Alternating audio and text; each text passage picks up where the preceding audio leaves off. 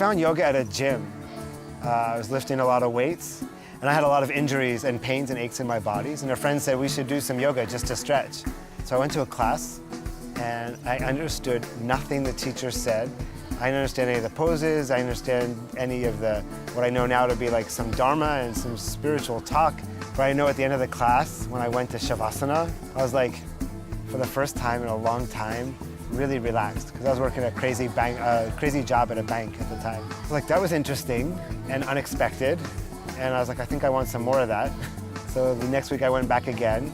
I wanted that same experience or more, and funny enough, I got more.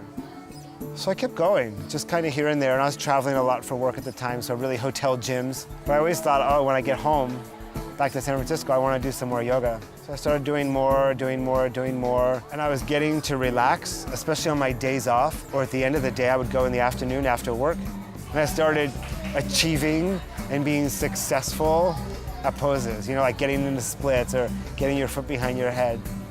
But all this time, like, I'm listening to teachers talk about spirituality and their heart and love. And I was like, this doesn't really fit with my job. Like, my life was my job, you know? And I wasn't in the best place personally in my life either when I found yoga. And then I met a friend who said, you know, you probably should think about leaving that job someday and doing something different, because that job doesn't fit with the kind of person you talk about who you want to be. So I finally quit that job. Really scary. But I had some money in the bank, and I thought, okay, I'm just gonna quit. And then that very first teacher that I went to at the gym, the very first class, she said, why don't you go take a teacher training? Now by this time I'm doing like yoga 3, 4, 5 times a week, and I'm loving it. So I remember doing my training. I remember being really scared the first day, and also really angry, because it was expensive. And I had to rent a place in LA, and I didn't know I was gonna have to buy food, and I had no money coming in because I'd quit my job. By the end of the training, I was like, I want to teach yoga. Like, I want to do this. And I started driving home from Los Angeles to San Francisco, and I called my friend who managed the studio, Yoga Tree, and I said, I want to teach. She's like, I'll call the owners, but they'll probably say no. And so she called the owners and said, listen, Les will do the classes. And they're like, okay, we don't hire anyone who's just finished training, but make him teach a class tomorrow to you and a couple other people and let us know how it is. So I drove home on a Thursday. I taught this sort of mock class on Friday. I started teaching that class Monday morning.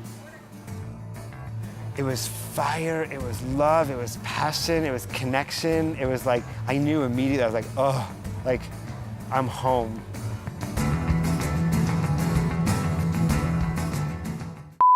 Maybe I need to make more deals and be more happy. So I tried that, it didn't work out very well, right? I just wanted to say that Les is the inner Jew that I've always wanted to be. He is, yeah, he speaks it straight from his heart, and I just wanted to thank him for that. Being this beautiful little Buddha that he is. A newfound friend, Simon Park. Yeah, man. My man.